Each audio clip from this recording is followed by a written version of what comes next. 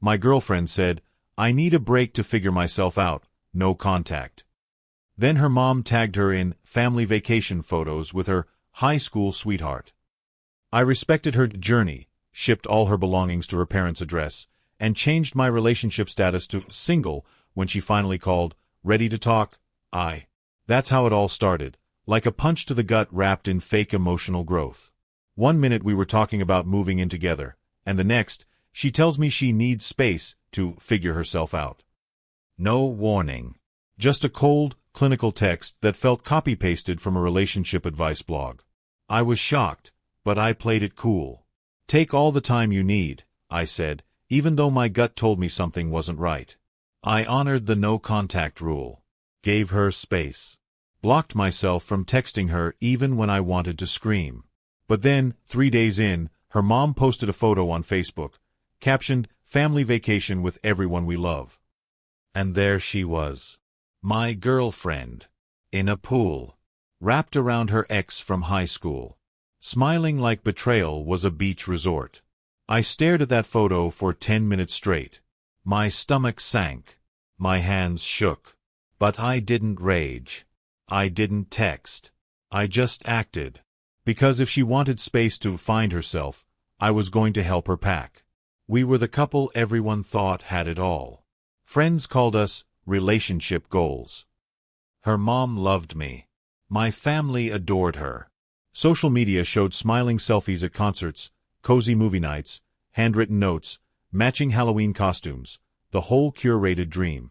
But behind the scenes, I was the one putting in most of the effort.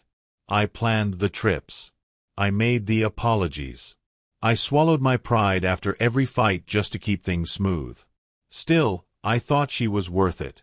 I saw her as someone just struggling to communicate, not someone planning a quiet exit strategy. Whenever she'd go quiet for a few hours or cancel plans last minute, I chalked it up to stress. Work was hard, right? I believed her. I believed in us. Even when I started feeling the distance growing, I fought harder to bring us back together.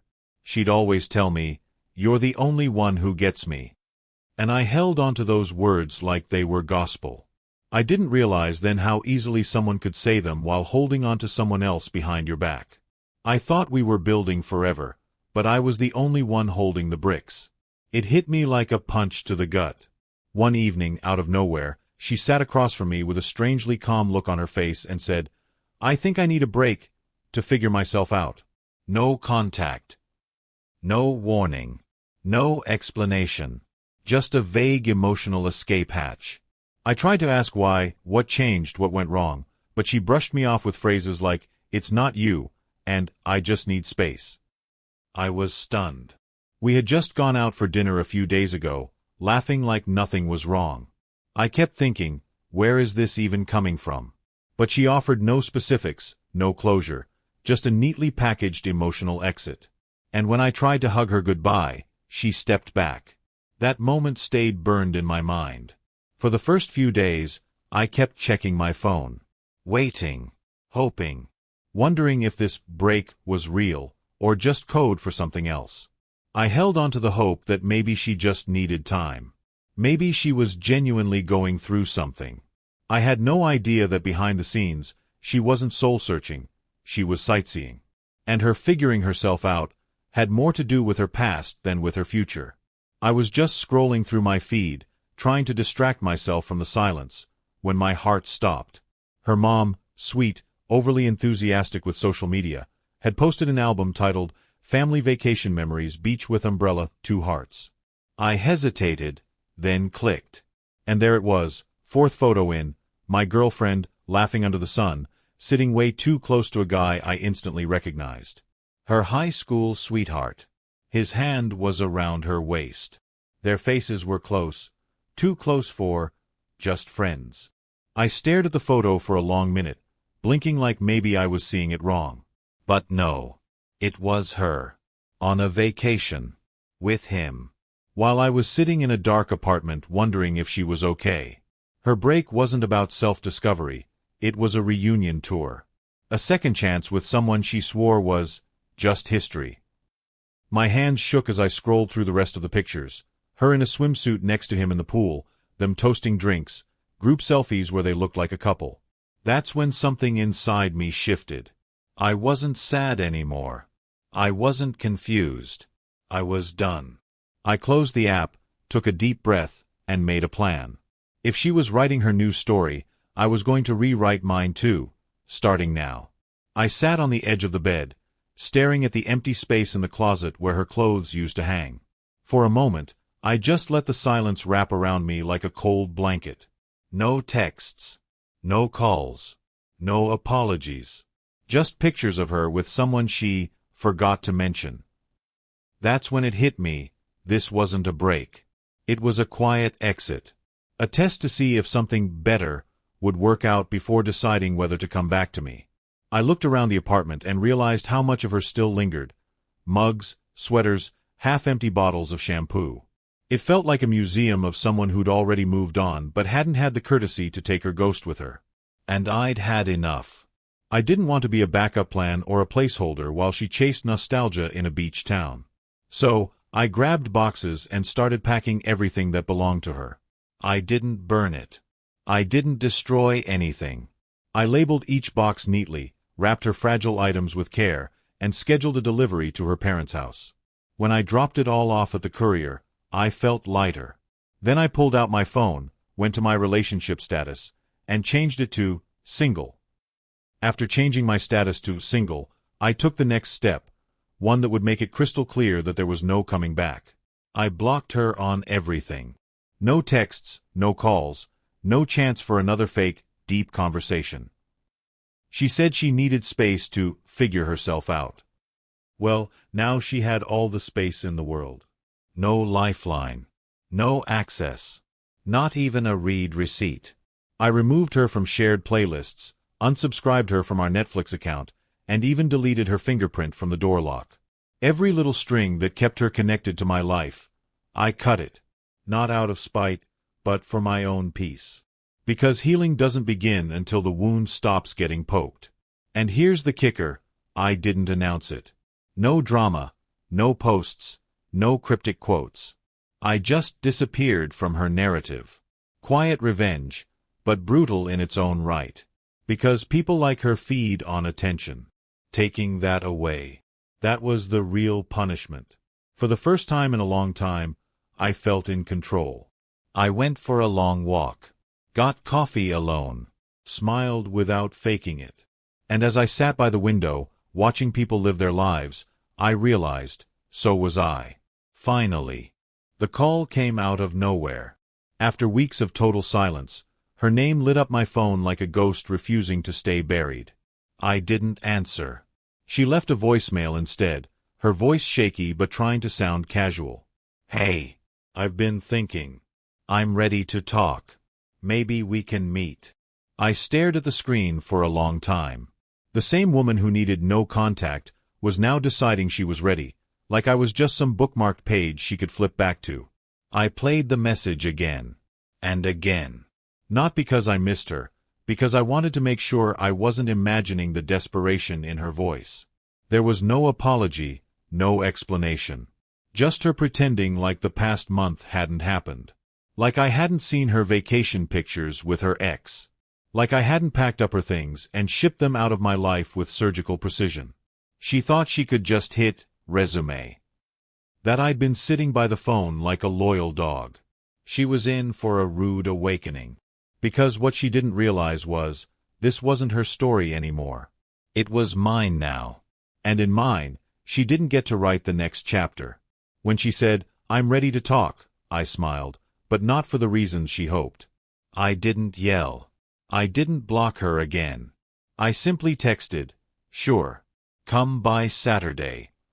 She showed up dressed like she was headed to a second-chance romance movie. Flowers in hand, hopeful eyes, a practiced apology on her lips. I welcomed her in with all the politeness of a man who'd already buried the relationship and was just here for the final shovel of dirt. She looked around, confused. My apartment was spotless, but her photos, her toothbrush, her weird little ceramic cat collection, all gone. "Where's my stuff?" she asked, her voice faltering. I calmly said, "Shipped. You'll find everything at your mom's." including the little scrapbook you left behind, with all the love notes to your high school sweetheart. I added a few printed screenshots of your family vacation for context. Her face drained. But I wasn't done. I pointed to the envelope on the table. "And this," I said, "is the invoice for your half of the rent this month. You bailed mid-lease, remember?" She stammered, confused, embarrassed. I walked her to the door. "Glad you're ready to talk. I just needed you to hear the silence in return." The moment she left my apartment, the real fireworks began, not between us, but on social media. Her high school sweetheart had clearly not signed up for a public scandal. Her mom, the accidental tagger of the truth, tried to clean things up by untagging and deleting photos, but it was far too late. People had already seen. Screenshots had already spread. And the narrative? Well, it wasn't kind. I didn't post anything myself. I didn't need to. Mutual friends, people who once called her the sweetheart of the group, were now commenting under vague memes she posted, asking if she meant that ex she left during a retreat. Her Instagram went from curated wellness guru to ghost town overnight.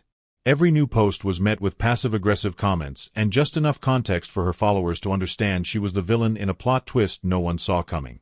Then came the DM from her high school sweetheart. Yes, the one she was supposedly reconnecting with.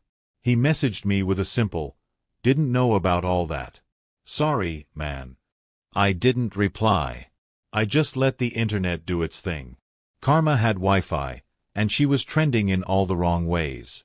As the dust settled and the gossip burned through every corner of her social circle, the truth couldn't hide anymore. One of her closest friends, who had been suspicious of her retreat from the start, finally spilled everything in a group chat we were both in. She confessed that my ex had planned the vacation with her boss weeks in advance and had lied to everyone about it, not just me. The story was no longer just between us. It became public property. Her mom, humiliated after realizing she played a key role in exposing the affair, sent me an apology message.